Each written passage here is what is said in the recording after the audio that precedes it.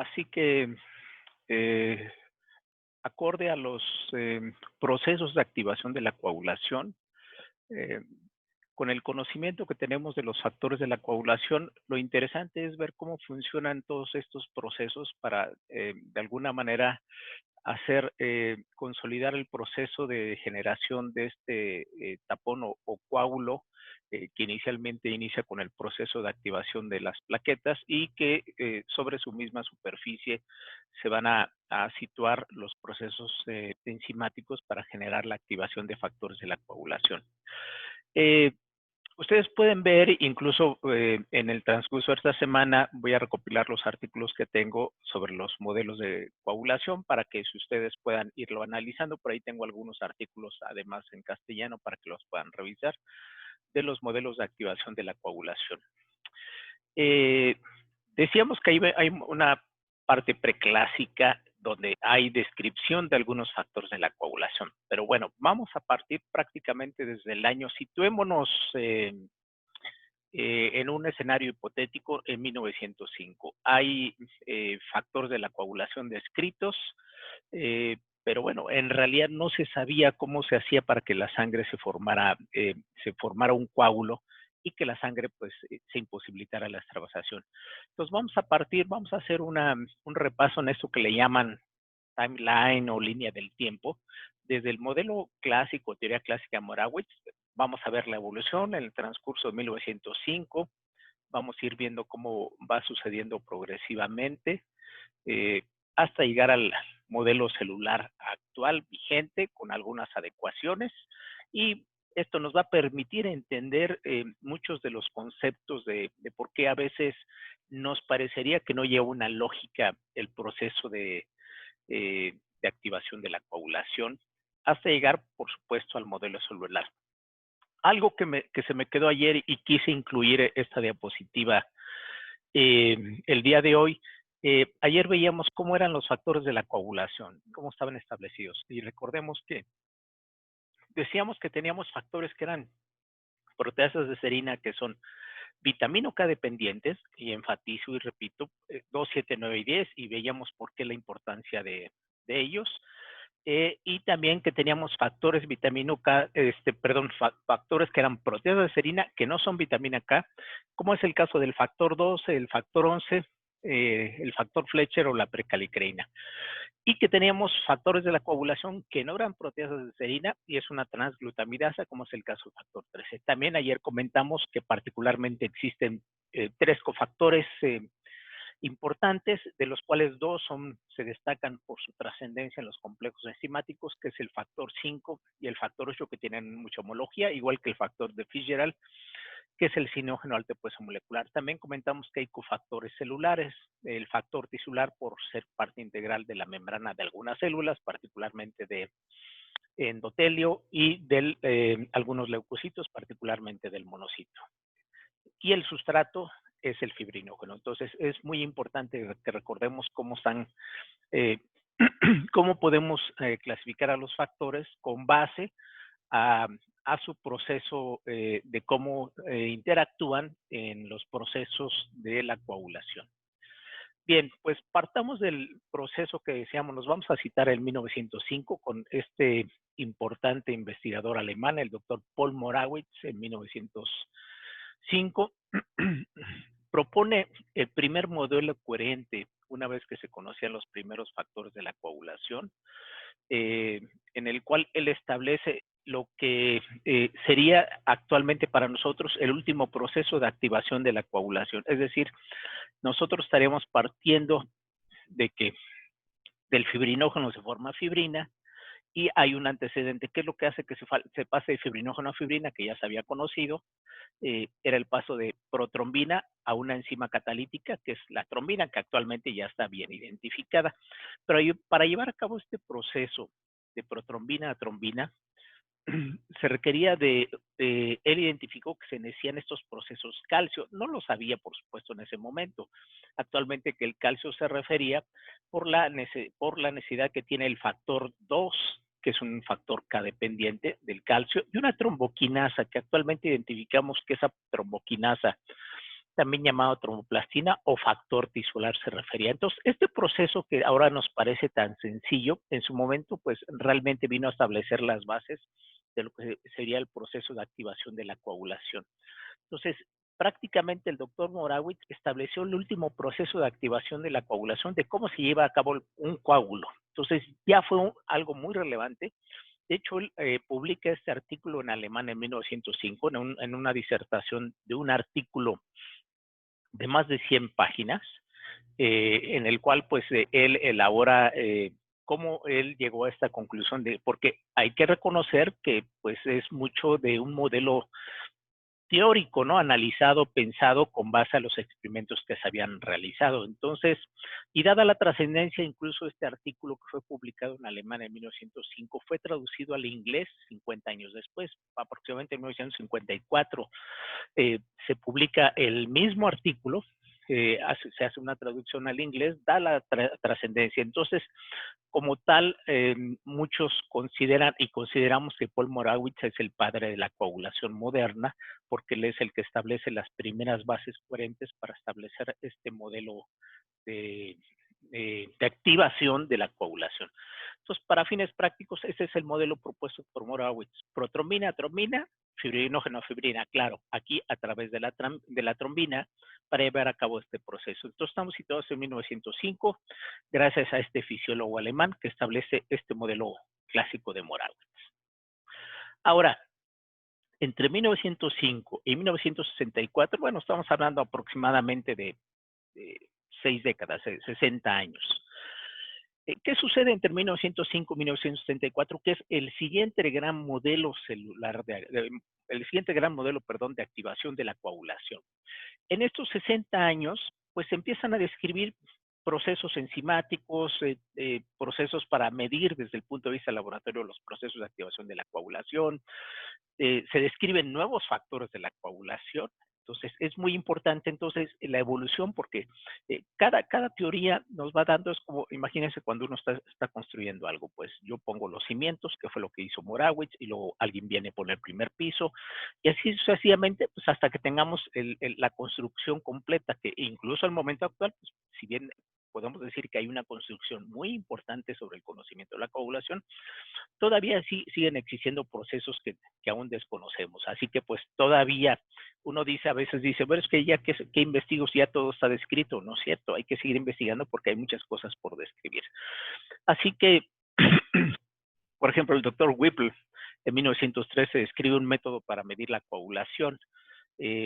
Pues hace un extracto de tejido, porque bueno, el factor tisular pues, es un extracto de tejido. No se sabía, no se había aislado, no se había de alguna manera podido únicamente obtener la sustancia activa. Entonces se hacían extractos de tejido, que sabe que hay una gran cantidad en vaso de factor tisular, y esto lo medía en tubos de laboratorio, les ponía calcio y se llevaba a cabo el proceso de coagulación. Entonces, bueno, digamos que el doctor Whipple, si le queremos hacer honor en este aspecto, pues era el primer antecedente de un proceso de lo que sería el tiempo de coagulación, ¿no? El tiempo de coagulación como tal completo. En 1914 a 16, aunque está descrito en 1916, dos investigadores, el maestro que era el doctor William Henry Howell, y bueno, pues seguramente a todos nos va a venir a la memoria porque a él se le debe unos corpúsculos que encontramos en los eritrocitos, algunos restos nucleares que se llegan a encontrar, sobre todo en pacientes con trastornos madurativos del glóbulo rojo o pacientes esplenectomizados, encontramos estos famosos cuerpos de Howell-Joly, ¿no? Y bueno, pues ahí vamos a ubicar inmediatamente al doctor Howell. Si bien es cierto, bueno, pues fue un fisiólogo que estudió la sangre, también nos olvidamos del otro aspecto, que él era un investigador también del proceso de la coagulación, porque él en su laboratorio estaba estudiando los extractos de tejidos para saber que por qué esos extractos, esos machacados que se obtienen de los tejidos, eh, eh, producían el proceso de la coagulación. Y este extracto de tejidos que se le conocía en su momento como tromboquinasa y bueno, lo que actualmente es el factor tisular, él le llamó la tromboplastina. Este término lo seguimos utilizando actualmente. Esto nos va a quedar más claro posteriormente. Pero resulta que en el laboratorio del doctor Howell se incorpora un alumno con él en 1910, bueno, años antes, pero bueno, trabajaba con él un alumno, eh, pues seguramente haciendo los mismos procesos de su maestro, haciendo machacados de tejidos bajo la tutela del doctor Howell. Entonces, él estudiando el proceso de los tejidos, documentó que en algunos tejidos, más que producir el efecto de coágulo o de trombo in vitro, pues resultó que cuando en algunos extractos de tejidos este proceso se alargaba, es decir, en lugar de producir coagulación se anticoagulaba, ¿no? Propiamente. Eh, pues claro, esto llevó a todo un proceso de investigación que llevaría a lo que conocemos como actualmente como la heparina, como un extracto del hepatocito, del hígado, el hepático. Entonces veían que, y algunos otros tejidos que también estudiaban, como pulmón o como intestino, veían que también tenían estas propiedades que, que alargaba el tejido y él como tal le llamó la heparina. La heparina que actualmente tiene una gran trascendencia en el tratamiento que se ha venido nuevamente a retomar la trascendencia que tiene la heparina en pacientes con COVID, pues fue descrita por el grupo del doctor Howell y su alumno Jan McLean. Bueno, déjenme decirle que esto fue una disputa en el cual, bueno, pues si bien es cierto que en la historia todo el mundo dice que Jan McLean fue quien describió la heparina, el doctor Howell decía que, bueno, pues había sido más que el doctor McLean, que había sido su grupo y que él era parte de esa investigación. Pues fue una disputa que prácticamente, por supuesto que el maestro ya era mayor, fue una disputa que, si no mal recuerdo, hasta la muerte del doctor Howell, pues prácticamente murió detestando a Jan McLean porque él considera que lo traicionó al no darle de alguna manera el reconocimiento de que él había también favorecido a la descripción de la heparina. Entonces, pues por ahí hay una fotografía que no les he incluido, en el cual está Jan McLean hay una foto tomada de él en la tumba del doctor Howell, pero bueno, pues fueron de esas disputas que pues al final no vamos a saber cuál es la verdadera historia. La historia es que pues la heparina fue descrito. Entonces, sigamos en la evolución. Entonces, en 1916 no solamente se estaba estudiando los tejidos que producían la coagulación, se intuía ya que había un factor que producía coagulación, que es la tromboplastina, que actualmente conoce el factor tisular, y en eso, azarosamente, de forma fortuita, se describe la heparina. El otro gran paso importante es el doctor Armand Quick. Armand Quick es un investigador que se dedicaba mucho al proceso de activación de la coagulación. Aquí viene la fecha de nacimiento, pues el doctor McLean prácticamente vivió más de 80 años y él desarrolló un método para producir la teoría de coagulación del doctor Morawitz. Ya habíamos dicho previamente que en 1913 Whiplet había desarrollado una prueba. Entonces, él lo que hacía en extractos de tejidos, extraía el plasma de un sujeto, ¿no?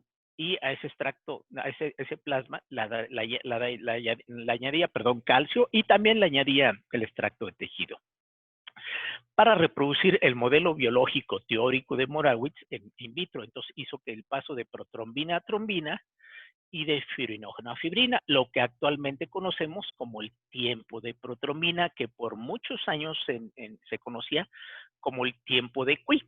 Entonces, fíjense cómo desde 1935 han pasado, pues, qué sé yo, pues casi 85 años y seguimos utilizando el tiempo de protrombina. Entonces, hay que darle un gran mérito al doctor Quick, porque el TP que fue descrito en 1975 al día de hoy son de las pruebas más empleadas en los laboratorios en el mundo y claro que nos aporta información valiosa sobre el proceso de activación y el sentido de la coagulación que vamos a ver más tarde. Bueno, en 1937 Patek y Taylor describen la deficiencia del factor antihemofílico, el factor 8, intuyendo pues lo que se conocía como la enfermedad hemorrágica de Reyes, pues que se había identificado desde hacía siglos atrás en un patrón de comportamiento hemorrágico. Así que dicen, bueno, estos individuos que en los cuales tienen un comportamiento hemorrágico pues es por la deficiencia de un factor, ese factor le llamaron un factor antihemofílico, ¿no? Y en ese momento no se conocía si era antihemofílico A o antihemofílico B, simplemente era una sola la enfermedad. Antes no había hemofilia A y hemofilia B, me refiero, no conocida la diferencia. El doctor Quick, junto con el doctor Oren, intuyen la existencia de dos factores de la coagulación, ¿no? Estos habitualmente se intuyen en pacientes que son deficientes. El factor 5 y lo que yo les comentaba ayer, también el factor 6. Pero bueno, ellos identificaron lo que a la postre sería el factor 6, pero en realidad estaban describiendo un factor que era el factor 5 activado, ¿no? Y ellos creían fehacientemente que habían descrito otro factor, ¿no? Entonces, aquí vemos, ya habíamos analizado la fotografía del doctor Quick y bueno, pues también el doctor Paul Loren, el papel importante en la descripción del factor 5.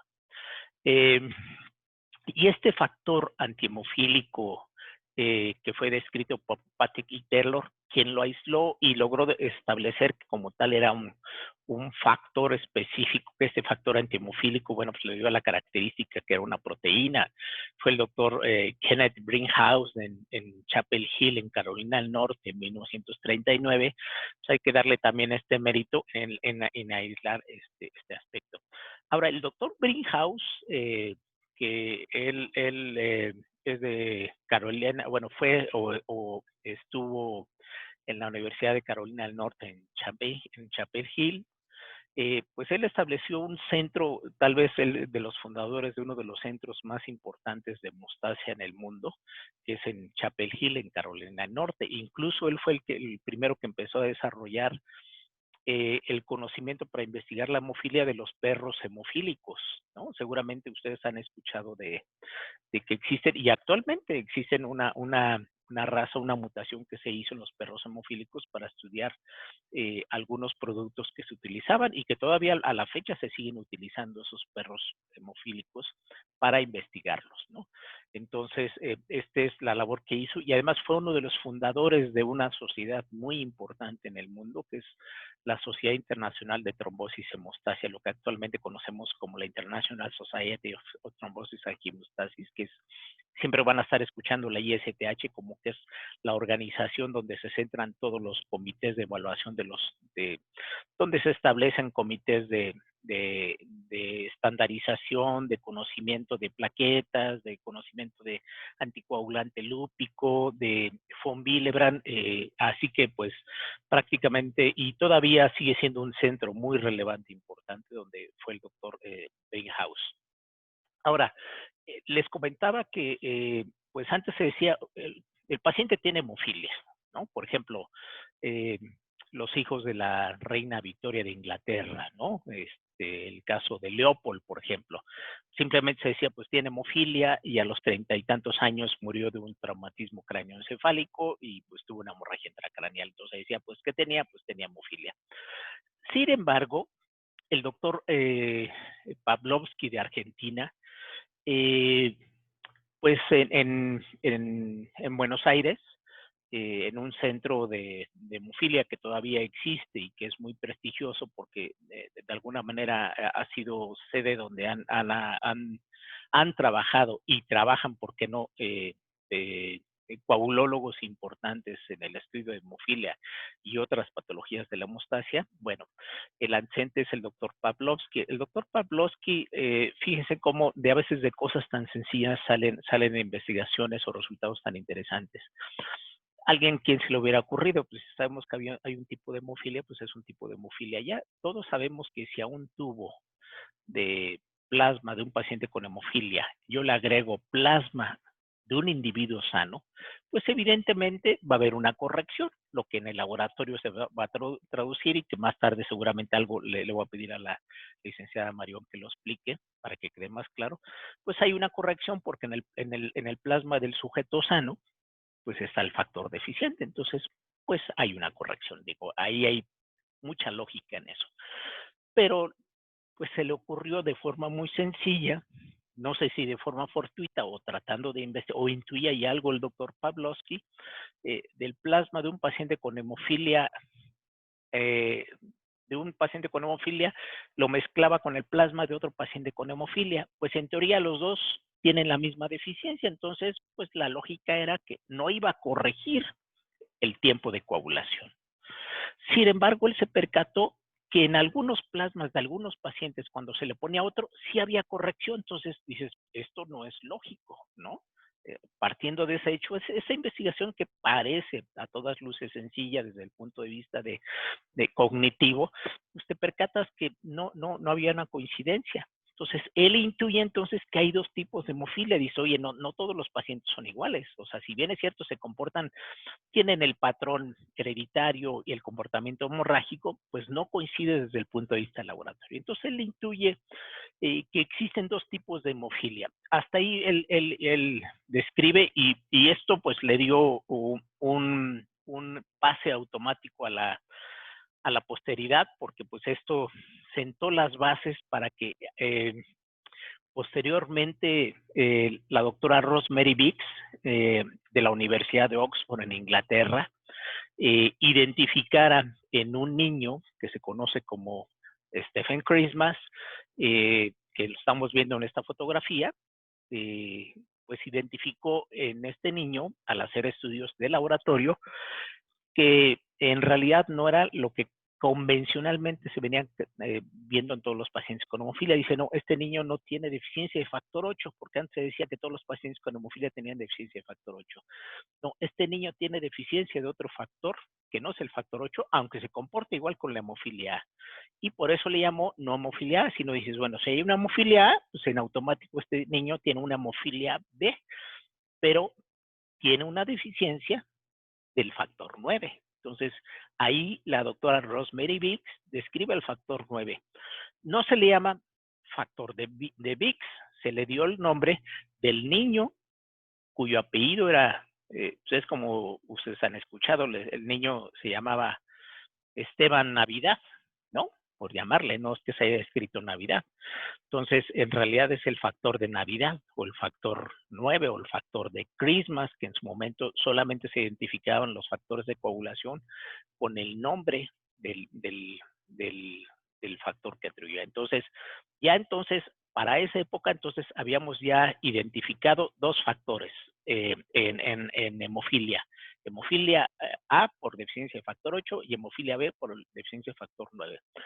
También hay que darle un mérito importante, a veces nos olvidamos en el proceso de la activación de la coagulación o del conocimiento de la coagulación, alguien que creo que dio un conocimiento, desde mi punto de vista, importante en el conocimiento de la terapéutica. El doctor Edwin Cohn desarrolla desde el punto de vista en banco de sangre el desarrollo del método de fraccionamiento de plasma, ¿no? Antes pues únicamente se obtenían dos hemocomponentes, prácticamente, bueno, pues era la sangre total y simplemente por gradiente, la sangre, que todavía incluso algunos bancos de sangre trabajan así, sin centrifugarlo, pues simplemente por gradiente dejan la sangre que simplemente se precipite la parte celular y después fraccionan o quitan la otra parte, que es la parte líquida, que es el plasma. Esa es, digamos, la otra forma, que es obtener el plasma. Ahora, bueno, pues ya hay los métodos de centrifugación y de separación, hay separadores celulares hasta de clase 3. Entonces, desarrolla este método de fraccionamiento a través de un proceso de congelación, ¿no? De fracción y de congelación rápida, y esto hace que en este intermedio de el fraccionamiento de plasma se obtenía una fracción intermedia que tiene un gran contenido de albúmina, desfibrinógeno y que tenía actividad antihemofílica, y eso se le conoce actualmente en los procesos para la obtención de hemoderivados. El proceso intermedio es la obtención de la fracción 1 de plasma. Ahora, ¿por qué es importante? Porque, bueno, gracias a esto, al doctor Kohn, pues se pudo años más tarde, a través del conocimiento en 1966 de una doctora que vamos a mencionar, pues poder hacer otro hemocomponente, que son los famosos crioprecipitados, que sirvieron en algún tiempo, en algunos años, para el tratamiento de la hemofilia A. Entonces hay que darle un reconocimiento también al doctor Edwin Kohn y con la fracción 1 de plasma. Y bueno, ya habíamos visto un poco la fotografía del niño, habíamos dicho en 1952 en Nueva York y en Oxford, la doctora Rosemary Biggs, la descripción del factor que le llamamos, en su momento se le llamó enfermedad de Christmas o hemofilia B, porque el comportamiento era exactamente B, y ahí estamos viendo la fotografía de la doctora Christmas. Ahora, siguiendo la evolución antes de llegar a 1964, en 1955, igualmente en Carolina Norte, en Chapel Hill, bueno, pues aquí vemos, se les van a ir ubicando el rostro del doctor Brinkhaus, que estaba junto con el doctor Robert Wagner y con el doctor Landel.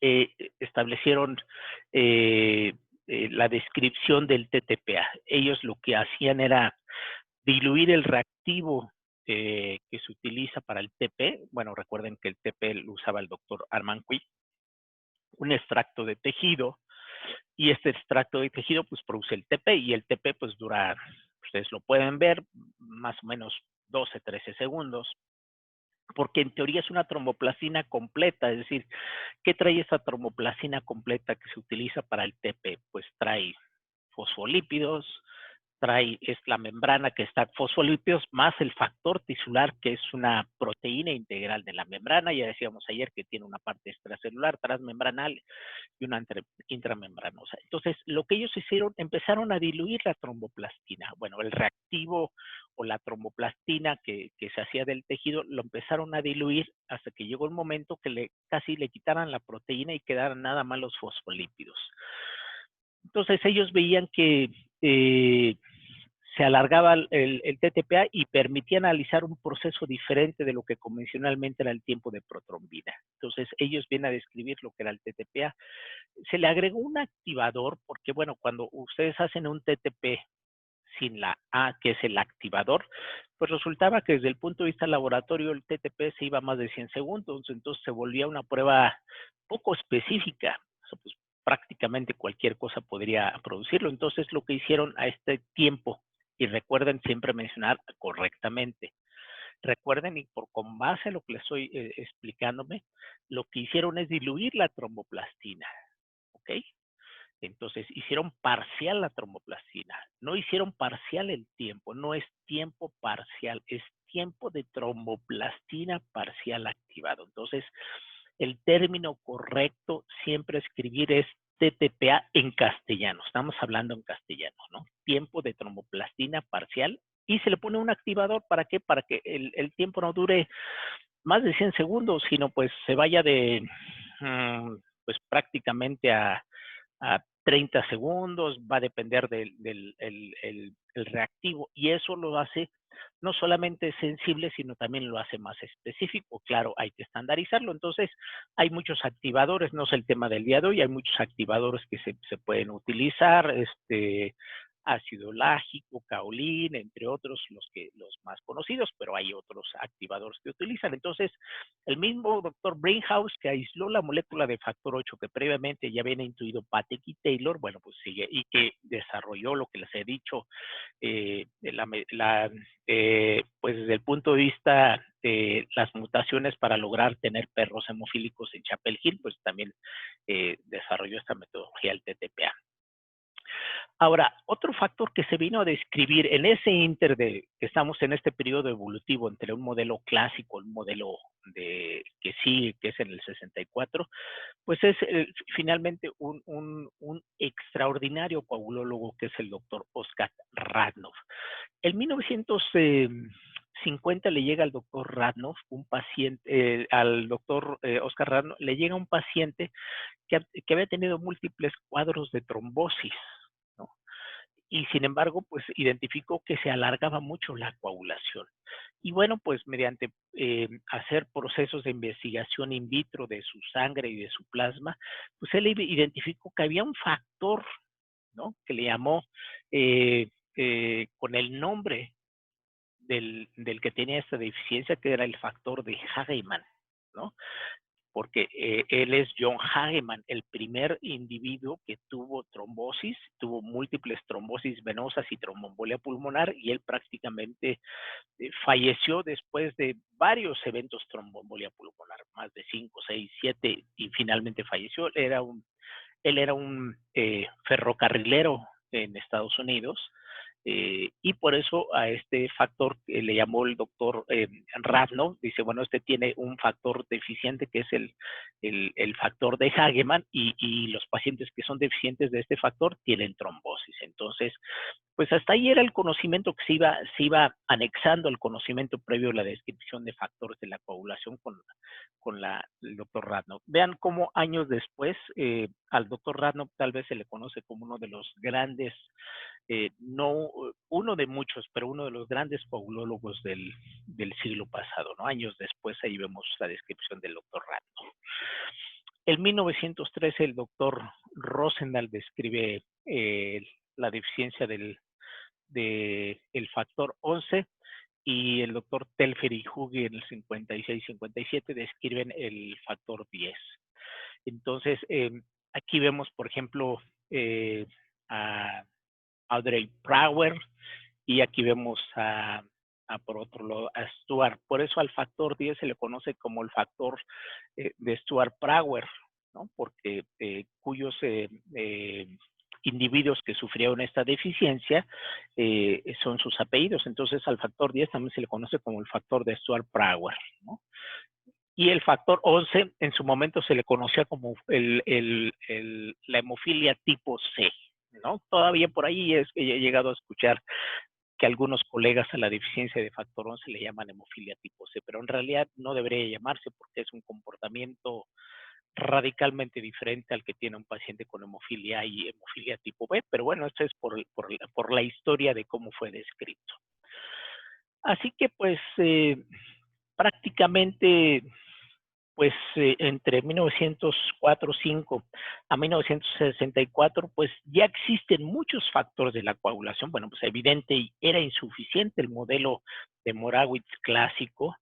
Entonces, al doctor Irving Wright lo nombran como el chairman de una reunión, le piden, oye, organízate una reunión internacional para que se haga una nomenclatura, como ven aquí, una nomenclatura de los factores de la coagulación, ¿no? Entonces, pues él convoca a lo que sería ahorita, pues, al grupo de expertos o un comité, lo que sería la Sociedad Internacional de Trombosis y Hemostasia, un comité de estandarización de la nomenclatura de factores de la coagulación. Bueno, pues el doctor Wright convoca una reunión. Desconozco los motivos por los cuales él decide que la reunión o el grupo decidieron que esta reunión se llevara a cabo en Italia, en la ciudad de Roma. Entonces se reúne un grupo de expertos que están visualizando aquí. Esta foto aquí lo están viendo, en 1958 en Roma, en Italia. Se reúnen pues algunos importantes investigadores de los procesos que habían descrito factores de la coagulación, el doctor Alexander Smith, el doctor Paul Oren. Aquí vemos, pues, fíjense, al mismo doctor Armand Quick, pues ya un poco mayor. Aquí vemos al doctor Astrup. El doctor Astrup participó importantemente en el conocimiento de la fibrinolisis. Aquí vemos al mismo doctor Kenneth Bringhaus, que importantemente, pues ya habíamos dicho que para el factor 8, el TTPA, lo de los perros hemofílicos. Entonces, al doctor Soulier, que junto con el doctor Jean Bernard describieron la enfermedad o el síndrome de Bernard-Soulier. Entonces, bueno, a lo que quiero llegar con esta fotografía es que se reúnen y dicen, bueno, pues es un lío con los factores, uno se llama Stuart Power, Hageman, el factor de Navidad o el factor de Christmas. Entonces, bueno, deciden darle nomenclatura a los factores de la coagulación, y estos factores de la coagulación deciden que se pongan números romanos, ¿no? Entonces, bueno, pues de ahí viene por qué los números son romanos y no son arábigos. Bueno, están en Roma, seguramente alguien surgió la idea y pues decidieron ponerle números romanos. Por lo tanto, pues partieron del hecho como progresivamente fueron siendo descritos. Fibrinógeno fue el factor 1, protrombina el factor 2, factor 3 el extracto del tejido, que es la tromboplastina o el factor tisular. El factor 4 en ese momento se clasificó como un factor, el factor 4, el factor 5 la proacelerina, y el factor 6, que en su momento pues, también se le dio un número, que fue usado por Oren para escribir que en realidad fue el factor 5. Por lo tanto, pues quedó desaparecido el factor 6. Por eso ayer les comentaba pues, que en realidad el factor 4 quedó sin nomenclatura, porque era el factor 4, y el 6 porque en realidad era el factor 5 activado. El factor 7 es la proconvertina, el factor 8 el factor antihemofílico A, ¿no? O la globulina antihemofílica, el factor 9 que era el factor de Christmas, eh, o el factor 10 que era el factor de Stuart Power, el factor 11 que era el antecedente tromboplastínico del plasma, el factor 12 que era el factor de Hageman y el factor 13 que era el factor estabilizante. Entonces recuerden que esto es de lo que surge la terminología de acuerdo a la reunión que se llevó el grupo de expertos en Roma. Entonces, hay una lógica, pues es la lógica histórica que conlleva este conocimiento. Ahora, esta tabla nuevamente es importante porque, bueno, pues aquí están los factores de la coagulación, aquí sería el factor 2, el factor tisular debería ser el factor 3, y la importancia de conocer los factores de la coagulación nuevamente es identificar dónde se codifican, que todos son autosómicos y que hemofilia y hemofilia B es en el cromosoma sexual X. Y el otro aspecto muy importante es conocer la vida media. Por ejemplo, y nuevamente, paciente con factor 9, cada cuándo hay que ponerle el hemoderivado, el concentrado de factor 9, el factor 8, cada cuándo hay que ponerle el hemoderivado factor 8, de cada 8 o 12 horas. Ahora, que tengo un paciente con deficiencia de factor 7, que los hay, lo que tenemos, que es el factor que tiene la vida media más corta, que es de 4 a 6 horas, ya lo habíamos comentado, pero el factor 7 que tenemos actualmente, de origen comercial, que es el factor 7 en recombinante, el factor 7A recombinante, que es el factor de Novo Nordisk, que es el Novo 7, incluso, bueno, el que está fabricado tiene una vida media muy cortita, incluso hay que darse cada 90 minutos, ¿no? Y con eso puede ser suficiente. Entonces, es importante, por lo tanto, identificar la vida media. También tenemos, por ejemplo, en el Hospital General, yo he tenido particularmente 3 o 4 pacientes con deficiencia de factor 5, pues también es importante que luego producen hemorragias graves, casi nunca sangran, pero cuando sangran son de muerte estos pacientes deficientes de factor 5. He tenido también deficientes, tengo 3 pacientes con factor 10, ya, uno de ellos ya debe ser un adulto, ya tiene años que no lo veo, y la vida media de cada cuánto es. Entonces, es importante identificar eso, ¿no? Eh, eh, yo no he tenido deficientes, o al menos no he diagnosticado pacientes deficientes de factor 13. Sé que colegas en México tienen pacientes deficientes de factor 13, hay concentrados de factor 13, entonces veamos también la vida media que deben de estarse. Entonces, a lo que quiero con esta tabla de que primero son los números romanos, si no tienen la letra A en la nomenclatura es que son simógenos, cuando tiene A pues son los factores activos, simplemente señalar que los factores que tienen el peso molecular más grande es el factor Uno que es el fibrinógeno. Entonces, si un paciente tiene elevación de fibrinógeno por un proceso enzimático, a veces en síndromes metabólicos o en sepsis hay elevación de fibrinógeno, pues produce hiperviscosidad, igual que la elevación de factor 8, que tiene una peso molecular alto, igual que el factor 13, ¿verdad? Vida media, y recordemos también en otro aspecto la síntesis. Ahora, el último factor que alcanzó nomenclatura fue el factor 13, que también se le conoce como factor estabilizante de la fibrina. Este fue descrito en 1963, hace 57 años. Otros dos factores que participan en la fase de contacto, activando al factor 12 y el sistema fibrinolítico, fue el factor Fletcher o la precalicreína, que aquí vemos a la familia Fletcher. En esta familia es donde se identificó este factor, o el factor de Fitzgerald, que es el sinógeno alto peso molecular que va a dar origen a las cininas. Aquí vemos el deficiente, que es el señor Allen Fitzgerald, y por eso se le conoce como factor de Fitzgerald o cininógeno de alto peso molecular. Así que, bueno, pues prácticamente habían sido descritos casi todos los factores de la coagulación. Telfer y Hoggy, que fueron los que describieron la deficiencia de factor 10, ellos dicen en el artículo que describen que en los pacientes que tenían deficiencia de factor 10, cuando le agregaban factor tisular, veían que algunos podían coagular cuando se les agregaba el factor 10.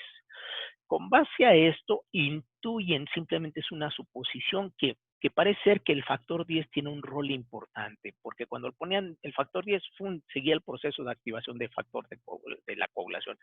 Y cuando no habían los pacientes deficientes, entonces se frenaba toda la coagulación, ¿no? Dependiendo si era por activación de una tromoplastina o de otro proceso enzimático de una superficie.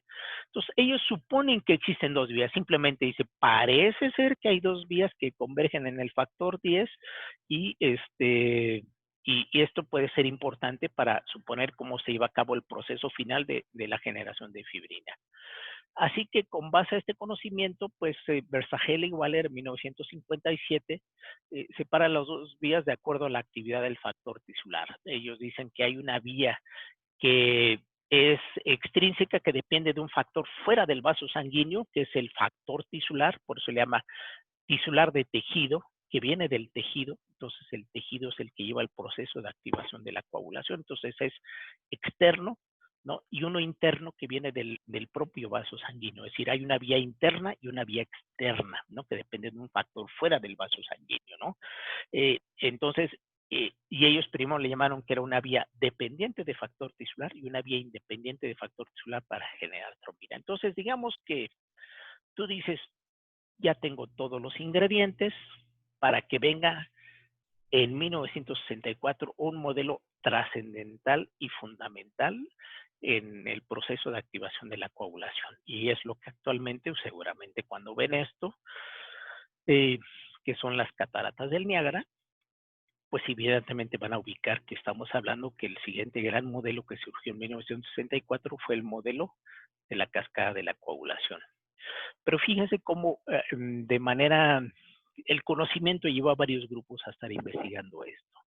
Entonces, en dos artículos independientes, uno hecho por la Universidad de Oxford en Inglaterra, donde participaban gente importante que había estado trabajando ahí, que incluso al día de hoy es una universidad de un centro de hemofilia importante en Oxford, o de hemostasia, que han trabajado gente importante en Oxford. Establecieron un artículo donde publican, y que también la doctora Rosemary Biggs era de la Universidad de Oxford, y el otro grupo en Estados Unidos.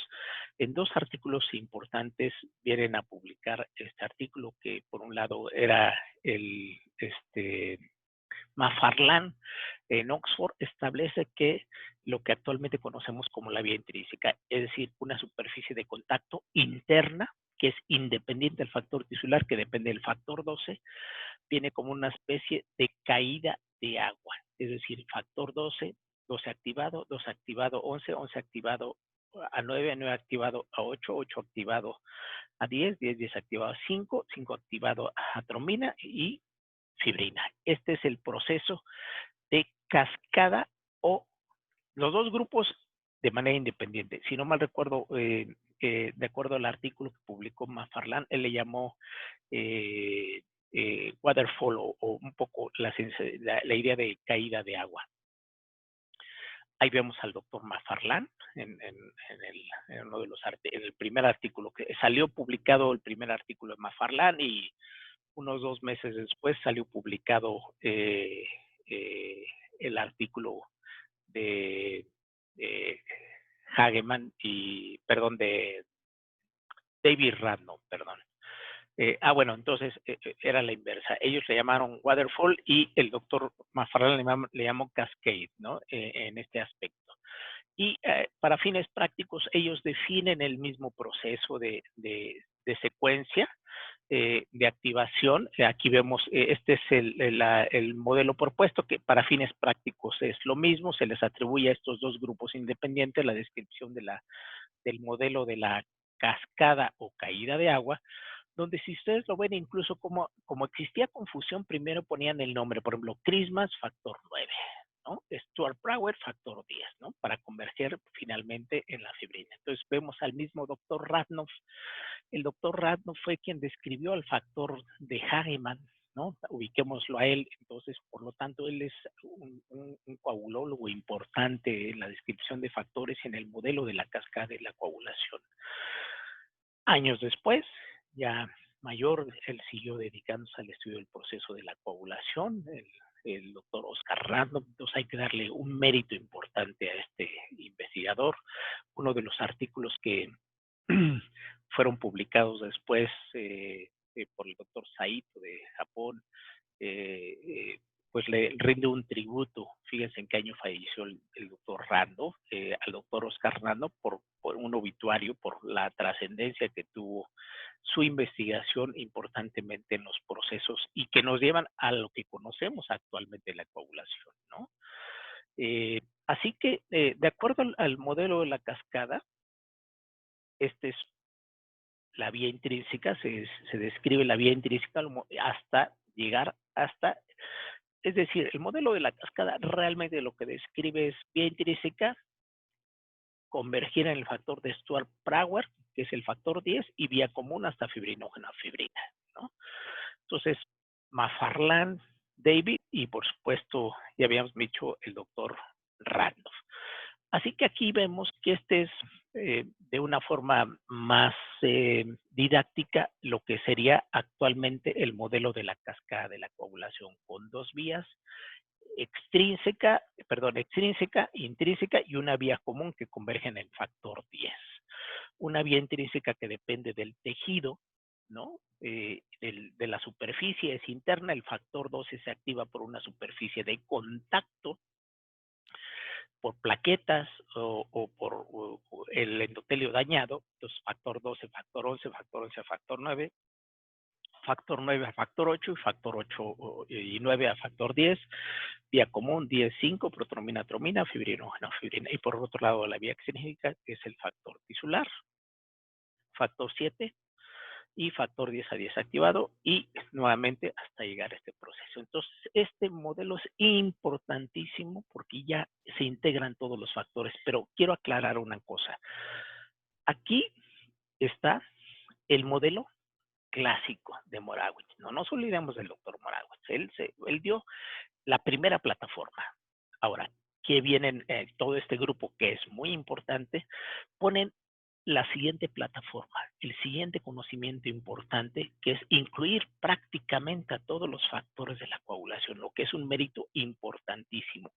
Claro, ellos desde el punto de vista de modelaje, pero no hay que olvidar que cada uno de los investigadores fue aportando el conocimiento de describir nuevos factores de la coagulación. Para ellos, a su vez, en un modelo teórico basado, por supuesto, en modelos experimentales, en el experimento para establecer este modelo actualmente. Entonces, para fines prácticos y muy didácticos y pragmáticos, el modelo de la cascada de la coagulación nos sirve extraordinariamente bien para estudiar el proceso de la coagulación in vitro.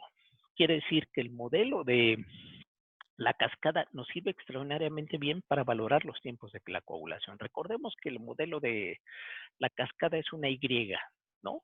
Un brazo muy grande, un brazo más chiquito y una vía intermedia, ¿no? Un palito intermedio, ¿no?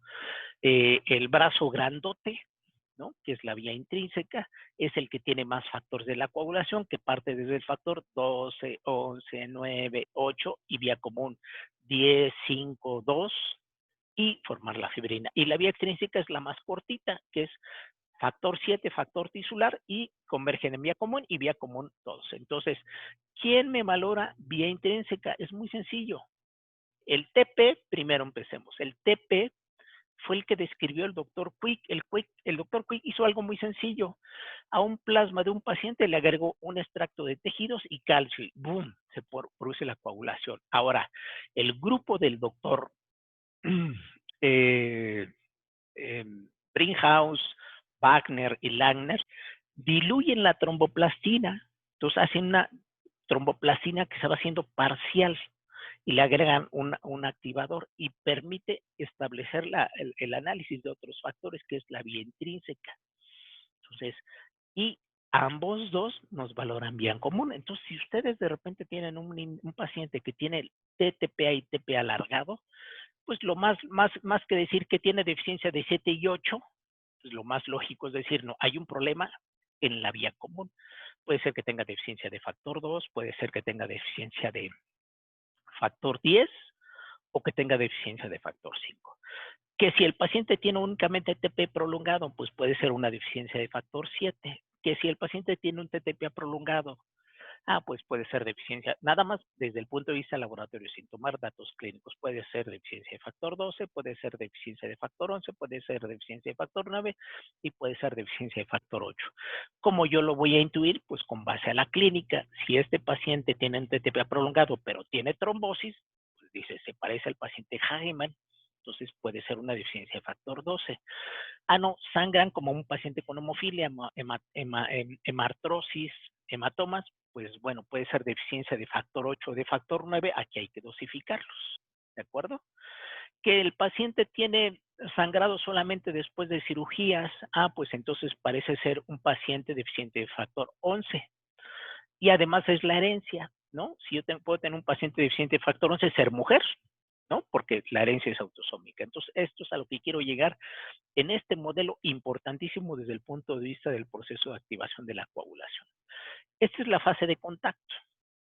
Esta fase de contacto es muy importante, ¿no? Me regreso un segundito nada más para ver qué es la fase, lo que le llamamos fase de contacto es a través del factor 12, porque el factor 12 se activa a través de una superficie de contacto, que puede ser plaquetas, puede ser un endotelio dañado, puede ser una superficie externa o extraña, por ejemplo, el vidrio, ¿no? Y por ejemplo, puede ser el caso de un tubo de vidrio, va a hacer que se active el factor 12. Entonces, se activan por contacto. Entonces, con base a eso, ustedes van a ver que en los artículos que se publican cuando dicen contact phase, entonces, bueno, fase de contacto, ¿quiénes son? Factor 12, factor Fletcher, factor Fitzgerald o incluso hasta el mismo factor 11. A eso es a lo que quiero llegar. Entonces, esta es la fase de contacto. Ubiquemos qué es el factor 12. Entonces, el factor 12, por una superficie de contacto, va a pasar a ser factor 2 activado, sea endotelio dañado, sea plaquetas, o incluso si hay cininógeno de alto peso molecular. Entonces, se activa el factor 12. Ya tenemos el factor 12 activado, ya tenemos esta proteasa de serina. El factor 12 activado es un agente también llamado multitask, ¿no? Multitareas que ayer decíamos. Ese factor 12 tiene la capacidad de activar a factor 11 y boom, llevar a cabo el proceso de la vía intrínseca, activación de la coagulación y también con la participación de la calicreína. Pero no es la única función que tiene el factor 12. El factor 12 también tiene la capacidad de activar al factor Fletcher. Entonces, hacer que pase de precalicreína a calicreína, y la calicreína tiene una doble función. Hacer que pase de factor Fitzgerald, que es el cininógeno alto peso molecular, a cininas, y recuerden que se produce un proceso de inflamación. Y el factor 12 y la calicreína también activan de plasminógeno para pasar. Sería la vía intrínseca de la fibrinolisis, el paso de plasminógeno a plasmina para generar fibrinolisis. Ahora, la pregunta es, ¿por qué este ferrocarrilero angloamericano se trombosó. Bueno, porque el paciente deficiente de factor 12 no se dañó la coagulación, se seguía produciendo poco, pero se producía la coagulación. Verdaderamente se trombosaba porque había un estado de hipofibrinolisis. Entonces, los pacientes deficientes de factor 12 tienen hipofibrinolisis. Este es un dato importante, ¿no? ¿Y qué pasa, por ejemplo, en un proceso séptico infeccioso? Se activa factor 12, se activa la coagulación, eh, eh, se generan cininas, las cininas producen vasodilatación e inflamación, el paciente está chocado, está hipotenso, hay liberación de líquidos al tercer espacio, entonces hay elevación de cininas, entonces el factor 12 es importante y además el factor 12 también activa el complemento, entonces el factor 12 también es se anda metiendo en otros procesos enzimáticos fuera del proceso de la coagulación. Entonces el factor 12 se mete en varios procesos. Por eso también es un agente de multitareas en este aspecto. Por eso, dado que el factor 12 se mete al complemento, hay un inhibidor que es el inhibidor C1 del complemento que también se mete con el factor 12, porque le dicen, oye, pues si tú te metes al complemento, pues yo también me meto a la coagulación. Digo, tú estás de metiche en mi sistema, pues yo también me meto a tu sistema. Entonces, el inhibidor C1 del complemento también va y bloquea el factor 12. Entonces, a lo que quiero llegar es que los sistemas, uno cree que pues nada más actúan en hemostasia. No, en realidad, como es un sistema de protección para mantener la sangre fluida dentro de los vasos, ya acabó todo este proceso. Evolutivamente, después de 1964, 1969, el doctor Carr, basado en que los factores, el paralelismo biológico que tenían ciertos factores que se había sospechado previa, intuye que los factores trabajan mejor juntos. Bueno, pues eso pasa en la vida diaria, ¿no? Es mejor trabajar en equipo, en condiciones ideales, si es posible así.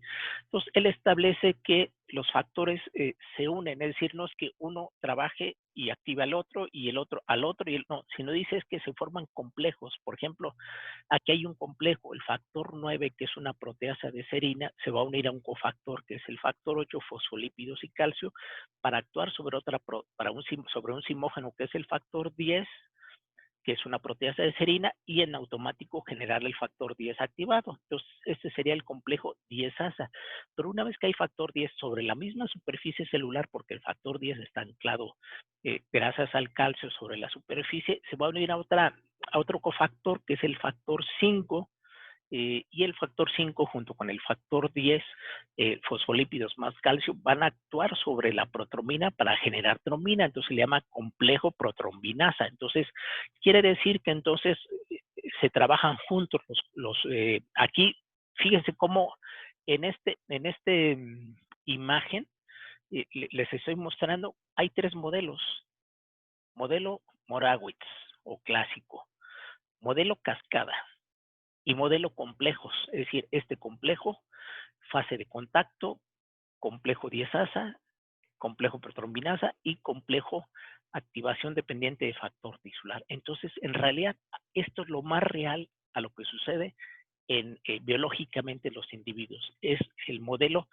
de que participan de manera de complejos, ¿no? Entonces, eh, este es el modelaje que surgiría del modelo de la coagulación. Entonces, eh, clásico, cascada, más el factor 8 es un cofactor, ¿no? El factor 5 es un cofactor, no son proteasas de serina, entonces se integran a complejos enzimáticos en este aspecto. Entonces, en 1977 se propone que el factor tisular empezaba a retomar una importancia que ya la había definido el doctor Paul Morawitz en su modelo, donde dice, bueno, el factor tisular activa el factor 7, eso conocidísimo, que es la vía extrínseca. Bueno, está perfecto, ¿no? Aquí sería la vía extrínseca, factor 10 y vía intrínseca 10 y llegar finalmente a la generación de la trombina y fibrinógeno a fibrina, ¿verdad? Bueno, pero también se propone que el factor, que no son vías, que no solamente se convergen en el factor 10, sino que el factor 7 también tiene la capacidad de activar al factor 9. Y esto lo había propuesto el doctor Nemerson. ¿no? Entonces Nemerson propone, bueno, no como tal una teoría, pero dice que viene en este proceso, sirvió para lo que vendría a ser el modelo después, darle esta importancia. Entonces el doctor Nemerson retoma la trascendencia que tiene el factor tisular de manera preponderante al exponerse sobre la superficie y en automático unirse al factor tisular. Entonces, aquí vemos al doctor Nemerson, importantemente el rol que tiene con las fotografías y se le da también un tributo importante por la aportación que tiene eh, eh, el factor tisular en la vía de la coagulación, ¿no? El doctor Jane Emerson, aquí lo vemos de manera importante en Connecticut, y bueno, pues también se le rinde un tributo por el conocimiento que le da en el establecimiento del factor tisular. Y bueno, todo esto nos sirve para llegar a un estado actual. Bueno, actual, estoy hablando ya hace algunos años, pero bueno, digamos que este modelo, cada modelo pasan incluso décadas para que surja un nuevo modelo. Estamos en el tercero o ya el cuarto piso del modelaje de los diferentes modelos de activación de la coagulación. Y en esta situación surge el modelo con base a que lo inicia el factor tisular sobre la membrana de monocitos, células endoteliales y que también existen microvesículas, que algo lo mencionó ayer el doctor Gabriel Barragán, ¿no? Entonces, surge un modelo propuesto por un grupo, igualmente no sería raro decir, donde hay grandes grupos, donde se apoya la investigación, se da un impulso importante a la investigación, pues es donde están surgiendo las grandes investigaciones. ¿En dónde? Pues en Carolina del Norte, en Chapel Hill, donde el doctor Maureen Hoffman, Dogan Monroe y Harold Roberts, el doctor Harold Roberts, que pues tiene relativamente pocos años que falleció, fue alumno del doctor Kenneth Brinkhaus, este importante centro que yo les había comentado. Entonces, este grupo establece el modelo celular, el doctor Roberts, Maureen Hoffman, Dogan Monroe, ellos dos, estos últimos, Maureen Hoffman y Dogan Monroe, los hemos invitado a varios congresos en México. La doctora Maureen Hoffman vino al Congreso del CLAD en Cancún, vino hace 3 años, si no mal recuerdo, un congreso de la Agrupación de Hematología México. El doctor Dogan Monroe vino al Congreso de Hemostasia y Trombosis hace 3 años al Congreso de Hemostasia y Trombosis y hablar del modelo celular, dada la trascendencia que ha tenido este modelo en este aspecto. Pero bueno, pasemos al fundamento que tiene este modelo celular, así como en su momento fue McFarland, David Random. Bueno, pues hay que darle honor también a ellos, a estos 3 investigadores, ¿no? Donde nuevamente retoma la importancia del factor tisular, con base a lo que ya se sabía que le había dado el valor el doctor Nemerson, igualmente el valor que le había dado el doctor Rapaport, donde decía que el factor tisular era la prima balerina de la coagulación, así lo dice un artículo surgido más o menos en los años 97, si no mal recuerdo, donde dice que el factor tisular, a la prima balerina, dice, es la protagonista, es la bailarina principal del proceso de activación de la coagulación. ¿En qué se basa? Y es, de hecho, cuando uno revisa los artículos originales de Maureen Hoffman, Dogan Monroe y Harold Roberts, pues son experimentos hechos y con base a la experimentación que utilizando anticuerpos para activar factores de la coagulación in vitro, les permitió hacer este modelaje. Entonces, ellos proponen ya no 2 vías o 3 vías, no hay vía intrínseca, no hay vía extrínseca, sino hay fases de activación de la coagulación. Entonces está la iniciación de la fase, la primera, inicia. ¿Cómo se inicia? Fácilmente el factor tisular se expone por un estímulo a la célula endotelial o al monocito. Una vez que está el factor tisular, se le une el factor 7, entonces se forma un complejo de activación. Factor tisular, que es un cofactor celular, se une al factor 7, que es una proteasa de serina K dependiente, necesita en este proceso calcio. Entonces, este complejo dependiente de factor tisular va a actuar de factor 10 a 10 activado. Entonces, que es una proteasa de serina K dependiente, entonces está anclada sobre la superficie. Y el factor 10 tiene la capacidad de activar pequeñas dosis de factor 5, que es un cofactor que sobre la superficie de plaquetas o las células endoteliales se encuentran anclados y se forma un complejo. Es 10, calcio, fosfolípidos y factor 5, que es el complejo protrombinasa, porque va a actuar de la protrombina a trombina. Entonces, ¿cuál es el objetivo de la fase de iniciación? Muy sencillo, generar trombina. Pero trombina en pequeñas cantidades, o sea, cantidades insuficientes para formar un coágulo firme y sólido de fibrina. Ahora, ¿qué es lo que sucede? Una vez que hay factor 10, se genera un poderoso inhibidor, que es el inhibidor de la vía del factor tisular. Y lo que hace este inhibidor, le dice al factor tisular, apágate. ¿Por qué? Porque ya hubo trombina. Quiero que este punto sea muy importante. Entonces, ¿qué es lo que sucede? Pues ya se apagó. El factor tisular es como el encendedor. Ustedes van a prender unas velas. Entonces, pues es la chispa, o cuando van a prender un auto, es la chispa que enciende el auto. Ya no le están dando al auto la marcha, ¿no? Ya lo encendiste, ya no te requiero, entonces apágate. Eso es lo que hace este complejo inhibidor de la vía del factor tisular. Entonces se genera trombina por la fase de iniciación, pero muy pequeña cantidad porque está apagada la vía de iniciación, ¿no? Pero objetivo, pues generó trombina en pequeñas dosis, en pequeñas cantidades. Esa es la fase de iniciación. Sigue la fase de amplificación. ¿En qué viene? El factor 2, que es la trombina, es un agente multitask, que le menciono multitareas, activa de todo, se mete en todo. ¿En qué activa?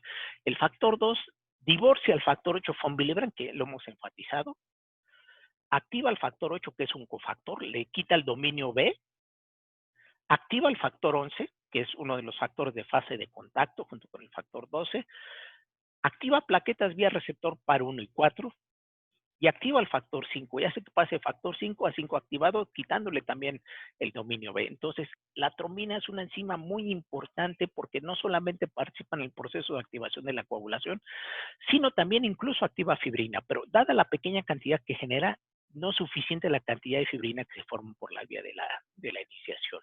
Entonces, ¿qué es lo que produce? Plaquetas activadas. Entonces, la trombina es una enzima más importante. ¿Qué sería el equivalente a la trombina?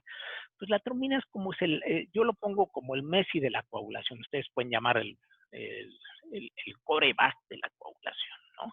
Es el que reparte el juego. ¿Y qué le haces a un poderoso defensa? Pues le pones a un poderoso delantero, pues le pones muchas defensas. Por eso la trombina tiene muchos inhibidores, que es uno de los temas que vamos a ver, ¿no?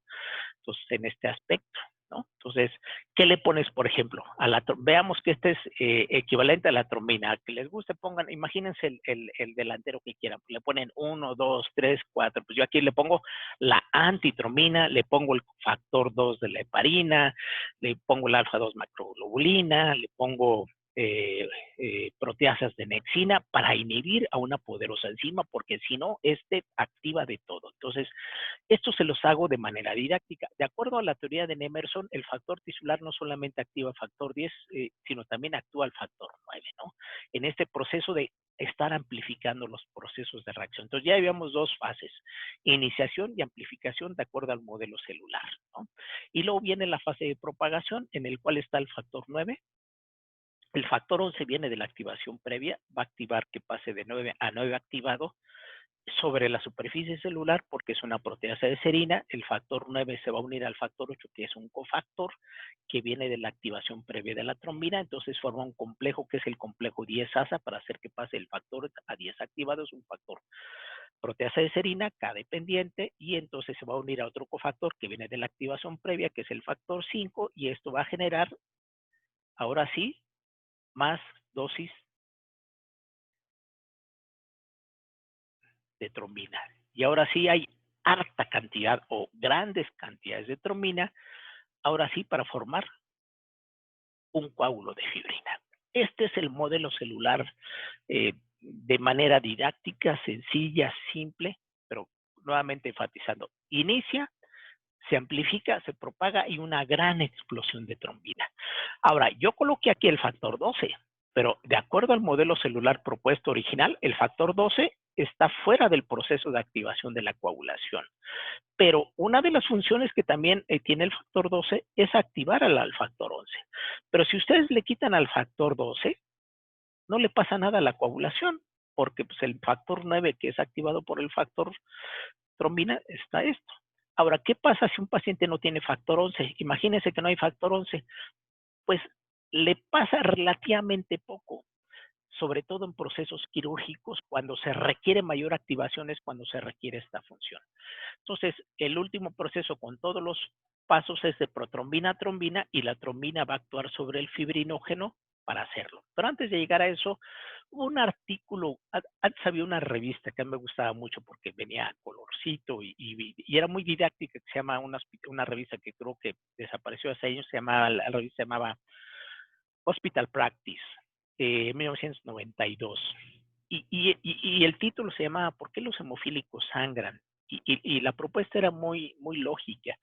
Si yo tengo dos vías de activación, de acuerdo, porque en ese momento era el modelo de la cascada y muchos clínicos decían, bueno, ¿por qué un paciente con hemofilia sangra si hay dos vías? Una intrínseca y extrínseca. Ok, la intrínseca está dañada porque no hay 8 o no hay 9, de acuerdo, si es hemofilia va. Pero decían, bueno, pues tengo la vía extrínseca, o sea, si no puedo por un camino, pues tengo el otro camino que me va a llevar. Eso, pues, el modelo de la cascada no lo explicaba, ¿no? Vino a explicarse después. ¿Por qué? Pues porque de acuerdo al modelo, si lo ponemos, lo imbricamos el modelo de la cascada, pues porque está bloqueada la vía extrínseca, porque por un poderoso inhibidor que es el inhibidor de la vía del factor tisular. Entonces, un paciente con hemofilia no tiene opción más que coagular por aquí o por aquí, como poniéndole factor 8, factor 9 o utilizando anticuerpos monoclonales para bloquear al inhibidor de la vía del factor tisular, que ya los hay, de hecho, y hay estudios utilizando anticuerpos monoclonales para bloquear el inhibidor de la vía del factor tisular. ¿De acuerdo? Entonces, ¿por qué un paciente con hemofilia sangra? Y esto es muy interesante porque hay que ver la aplicabilidad que tiene el modelo celular. El paciente con hemofilia sangra no es porque esté dañada la vía intrínseca, la fase de iniciación ni la fase de amplificación, porque la trombina se genera poquita, pero se genera, ¿no? Activa pues la poca cantidad que pueda haber de factor 8. En realidad el paciente con hemofilia sangra porque está dañada la fase de propagación y no genera suficiente cantidad de trombina para generar un coágulo firme y sólido de fibrina. Entonces, ojo, ¿por qué sangra un paciente con hemofilia? Y esto es de interés para todos. Porque la pregunta, cuando uno le pregunta a un paciente, ¿por qué sangras? No tengo factor 8. Perfecto, está bien que eso lo conteste un paciente. Pero nosotros, ya expertos en coagulación, tenemos que decir, un paciente con hemofilia sangra porque está dañada la fase de propagación, porque existe la incapacidad para formar factor 10 sobre una superficie de plaquetas activadas y la incapacidad de generar suficiente dosis de trombina para generar el coágulo de fibrina. Entonces, un paciente con hemofilia no genera trombina y por lo tanto sangra. Ahora, es decir, el decir tácitamente no genera también es un error. Un paciente con hemofilia, claro que genera coágulo. De hecho, uno le hace un TTP a un paciente con hemofilia y ustedes lo van a ver, que le van a reportar 60, 70 segundos, 50, o sea, en algún momento para, pero uno mueve el tubito y el coágulo totalmente se desbarata, porque el coágulo es muy poroso, no es suficiente la cantidad de trombina para establecer la suficiente cantidad de fibrina y además no hay suficiente cantidad de factor 13 porque como hay poca trombina y quien activa factor 13 es la trombina, se desbarata. Eso sucede en la clínica, un paciente con hemofilia empieza con un sangrado y le empieza a doler un codo y dice, bueno, pues se para por momentos el sangrado porque claro que genera trombina, va a depender también de la cantidad de factor que tenga ese paciente intrínsecamente. Y el paciente dice, bueno, ya no me pongo factor, pero luego hay resangramientos. Igualmente pasa en el sistema nervioso central, empieza con un pequeño sangrado y con dolor y el paciente piensa que ya se le quitó y al rato viene un sangrado. Entonces, ojo, una vez que se establece una hemorragia en un paciente con hemofilia, hay que ponerle factor porque va a volver a sangrar, porque ese coágulo se va a volver a romper inmediatamente. Y eso hace que a veces los pacientes se confíen en que no van a sangrar, ¿de acuerdo? Este detalle quería explicarlo porque al no ver factor, pues prácticamente no hay trombina. La trombina es muy importante porque no solamente va a formar fibrina, sino también va a generar factor 13 para hacer el coágulo muy firme y sólido. Ahora, Si un paciente con hemofilia genera poca trombina, hay poco factor 13 y entonces el coágulo es muy poroso, muy feo, pues, muy guango. Fácilmente se rompe. Por otro lado, al no ver trombina, se genera poco TAFI. El TAFI es un inhibidor fibrinolítico que habla por fibrina. Entonces, no hay quien esté parando la fibrinólisis. Entonces, además de estar muy feo ese coágulo, la fibrinólisis lo está destruyendo. Entonces, se vuelve un círculo pernicioso por el cual el paciente con hemofilia sangra. Quiere decir entonces que un paciente con hemofilia genera poca trombina. Este es un sujeto normal. Vean el ejemplo de un paciente con hemofilia. Genera poca trombina, sí la generan, pero muy poquita, pues el coágulo vuelve a sangrar y hay resangramientos en este aspecto. Entonces, la trombina activa plaquetas, activa fibrinógeno, factor 11, 8, 5, 13, bla, bla, bla. Entonces, la trombina es la enzima más importante de la coagulación. Entonces, es muy importante generarlo, ¿no? Y la activación de TAFI a través de la trombomodulina es un inhibidor fibrinolítico. Entonces, si no hay trombina, no hay TAFI y hay más actividad fibrinolítica. Y por último, ¿qué es lo que va a suceder? Tenemos el fibrinógeno, se le pierden los fibrinopéptidos A y B de la cadena alfa y beta, entonces queda un monómero de fibrina. Una vez que hay este monómero de fibrina, estos monómeros se van a unir y van a formar un dímero, un pentámero, un polímero, un multímero de fibrina se van a unir, ¿no? Entonces se van a unir a través de dominios laterales D y un dominio central E. Aquí lo estamos viendo, dos dominios D y un dominio central E. Estos serían, una vez que están estabilizados por factor 13, estas uniones no las rompe la plasmina. Entonces se rompen aquí, ¿no? Porque las estabiliza el factor 13, forma enlaces covalentes. Entonces aquí estaría ejemplificado el fibrinógeno y cómo los fragmentos alfa y beta sufren la ruptura por la trombina en las diferentes cadenas y esto permite que se vuelvan enlaces altamente covalentes por el factor 13 y lo que se hace es cuando viene la plasmina se va a romper en estos sitios. Entonces viene este proceso en el cual esta molécula de fibrina se va a ensamblar de forma lateral para formar esta red. Entonces la fibrina regula factor 13, trombina, fibrinólisis, repara heridas y la interacción con plaquetas, ¿no?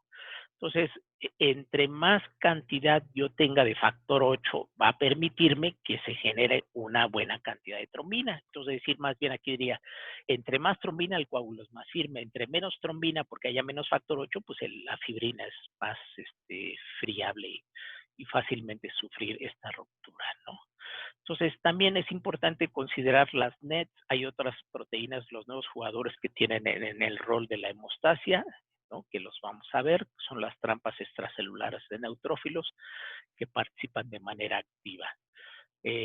Así que por otro lado también las micropartículas son importantes porque están forradas de factor tisular y de fosfolípidos a través de PCGL1 y de P-selectina para permitir la unión. Lo que habíamos dicho, que las plaquetas a través de PCGL1, P-selectina, también tienen factor tisular como un rol importante para la generación de trombina o de trombosis según sea el caso. Las plaquetas que hemos visto tienen un rol importante. Entonces, en la generación de trombina, entre más trombina hay, el coágulo es más firme y sólido, lo podemos valorar a través de trombinografía. Los tiempos de coagulación solamente me valoran eso. En el momento que se forma la trombina, se paran los tiempos de coagulación.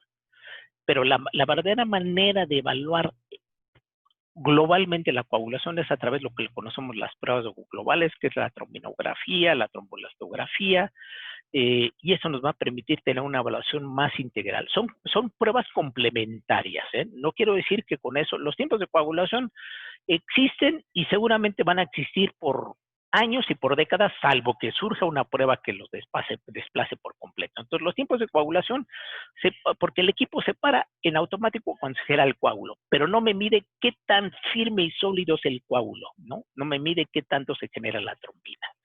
Y esto se puede medir a través de un ROTEC o un ROTEM, ¿no? Para medir esto, y esto me permite, entre otras cosas, valorar integralmente el proceso de la coagulación o de hemostasia en general. Recordemos, y sirve de introducción, que este sistema importantísimo para generar el coágulo debe de mantenerse en equilibrio y esto se va a lograr gracias a una serie de proteínas de regulación de la fibrinólisis. Si se daña este equilibrio puede haber trombosis o por otro lado hemorragia. Último, no es que el modelo de la cascada haya desaparecido. El modelo de la cascada es el piso 2. Sigue el piso 3 complejo, sigue en Emerson, sigue el modelo celular. El modelo de la cascada me sirve desde el punto de vista laboratorio porque me permite el TTP valorar vía intrínseca, el TP vía extrínseca y ambos dos vía común, y el tiempo de tromina me valora fibrinógeno en cantidad y calidad. Perfecto. Así que pues